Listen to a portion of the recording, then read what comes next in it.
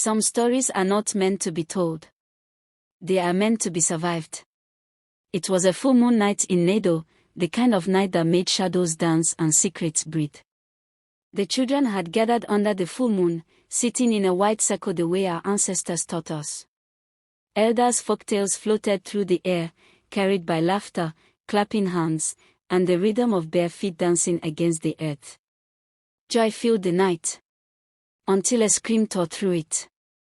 The sound sliced the air so sharply that laughter died instantly.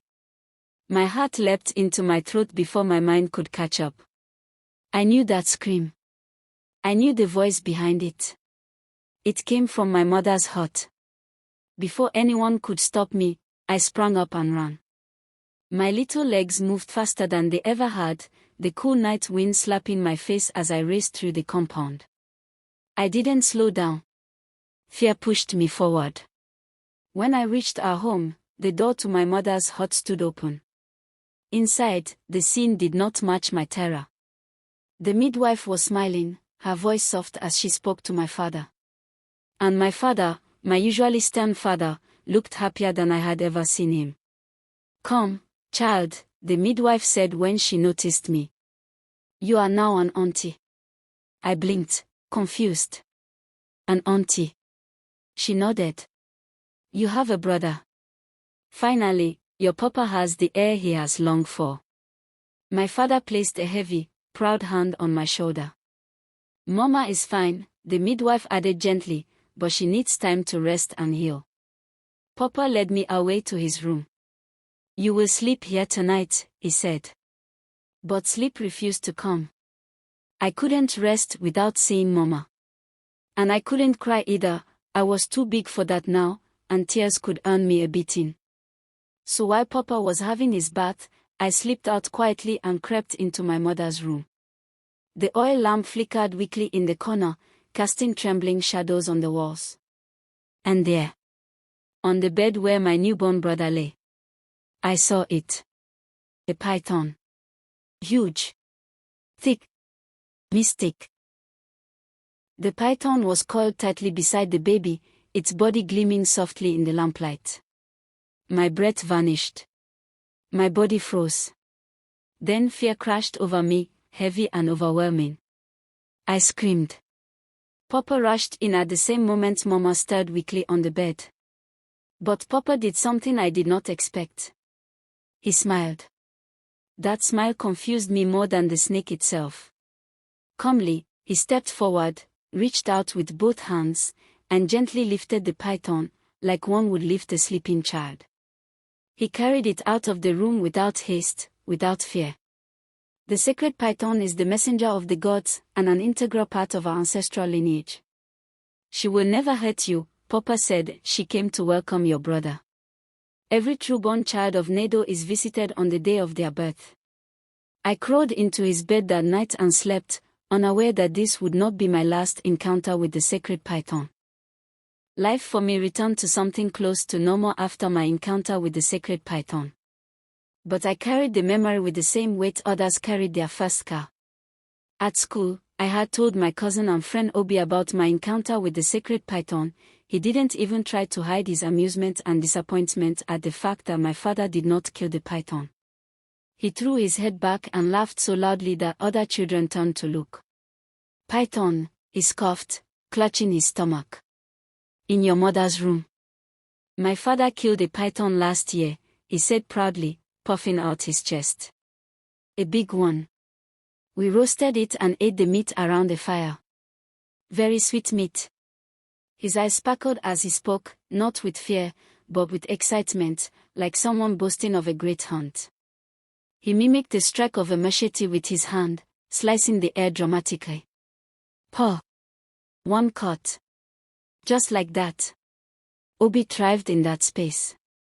He was the kind of boy who loved attention, who laughed first and loudest, who believed strength meant dominance. He had no patience for myths or ancestral warnings. His father's strict training had kept him away from his mother's hut at night, especially during the Moonlightstories. Obi was being brought up to believe that stories were only stories, useful for amusement, nothing more. At Nnado, we do not kill python, Papa said the sacred, he laughed even harder and said my papa told me that Nnado men are weak, that's why they don't kill animals that make good meat.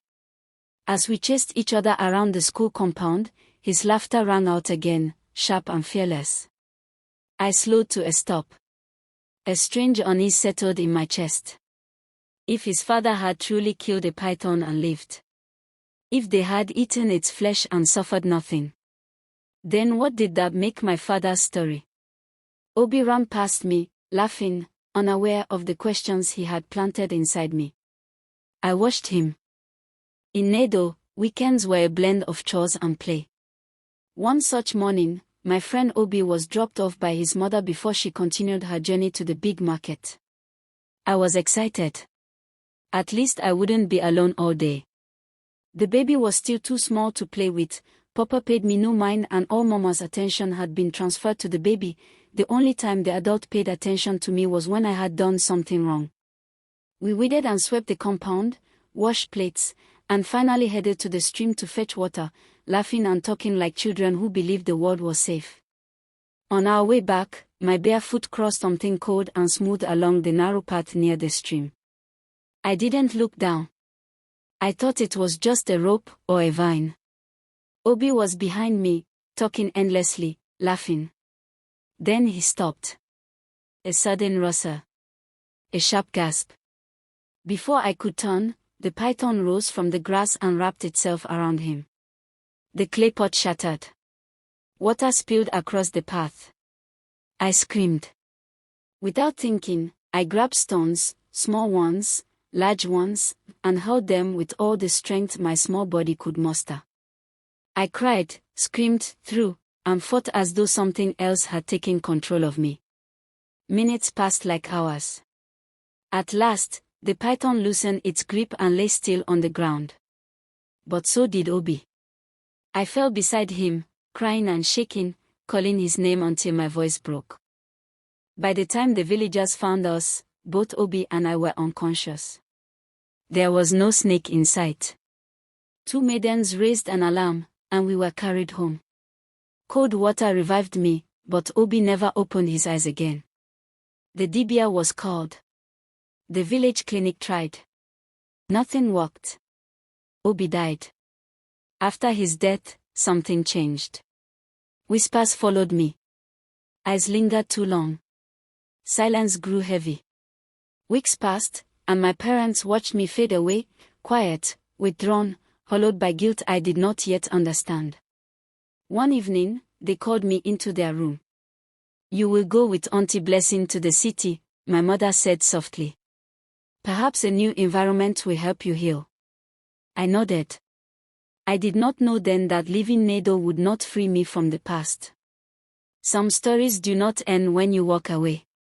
Thank you for watching. Please like and subscribe.